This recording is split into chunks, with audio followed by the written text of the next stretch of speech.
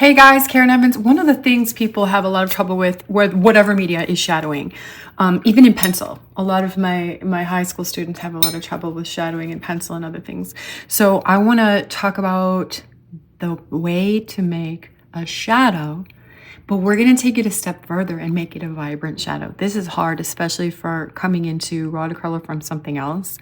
So let's start with this sphere down here. You can just trace something, and I'm going to put this in down here. I'm doing turquoise because it's my favorite color. And then I want you guys to see, so we've got this color. We're going to fill it on up. Then your natural choice is probably to say, okay, how am I going to darken this left side? First of all, I can take out a light over here by dragging a wet brush and then drying my brush and picking up a little. So I'm getting a little highlight over there. So that's kind of a little cheat way to do that. Not cheat, that's what we do. But then what will we do on the other side? You could even do this for clouds and stuff. Tap a little out. So what will we do on this side to make it darker? Most people would say when you're just starting out, well, I am going to add more color, more pigment to this side. Perfect answer.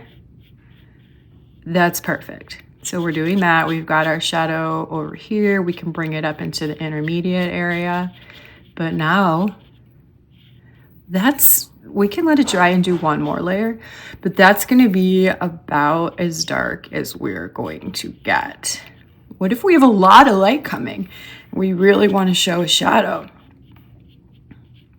So if we're doing that,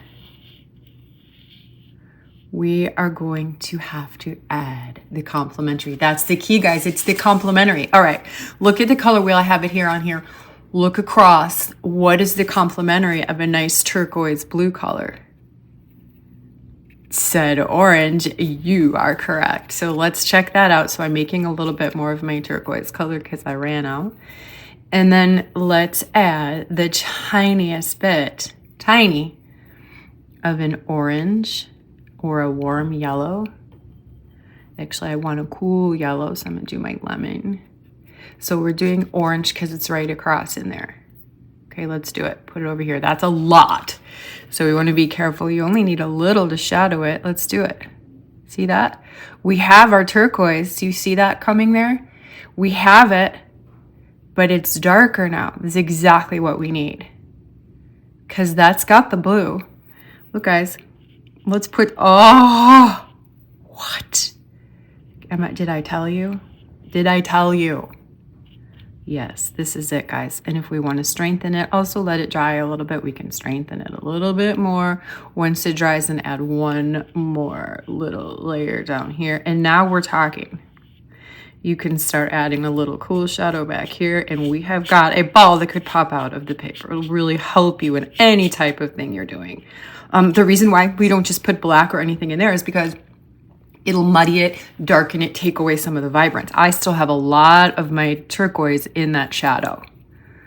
Another way beginners can do it, guys, is to brush on a little bit of a neutral first, neutral gray, and then go over the top. But I like this way a lot better because it's got the color in it.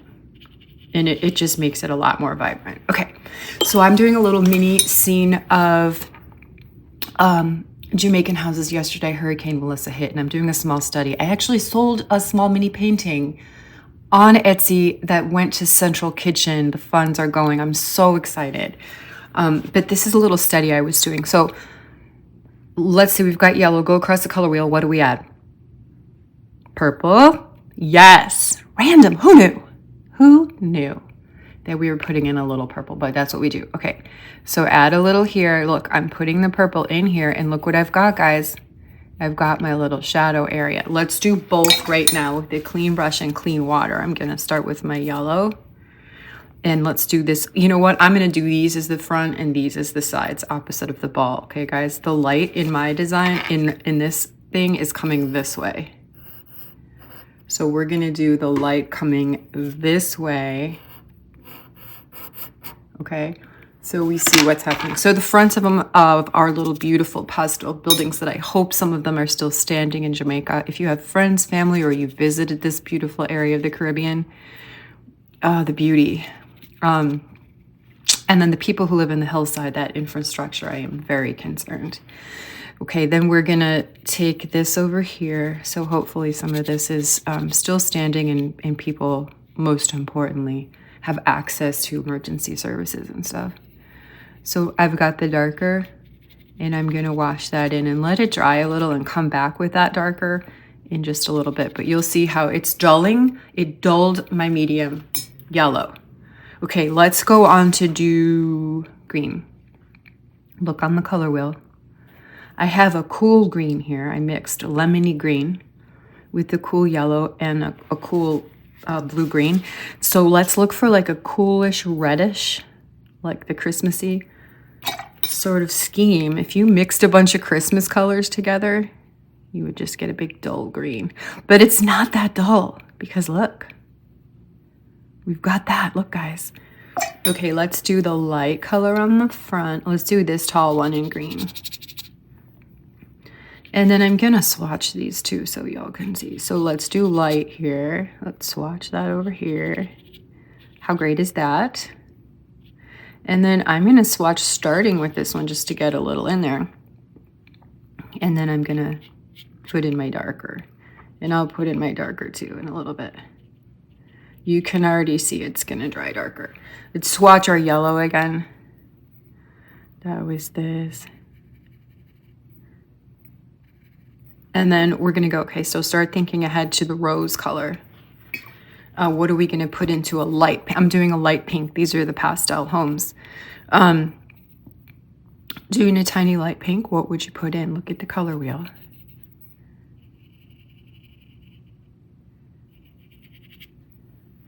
Yes, good job. Light pink we would put in, opposite of what we just did, a little bit of the green. Okay, so I have a red but not a pink on my palette. I use Daniel Smith paints. Highly recommend Daniel Smith or another high pigmented. If you're into watercolor and you want to keep it going as a hobby, you use anything you have.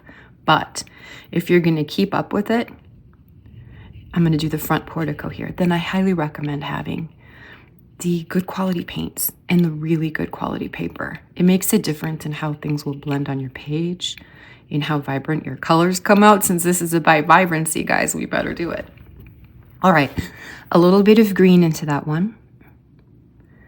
And this is gonna make a little bit of a darker pink, but I gotta make sure I have enough pink to make it stand out. It's like we're going for like a little salmony pink, but not too dark.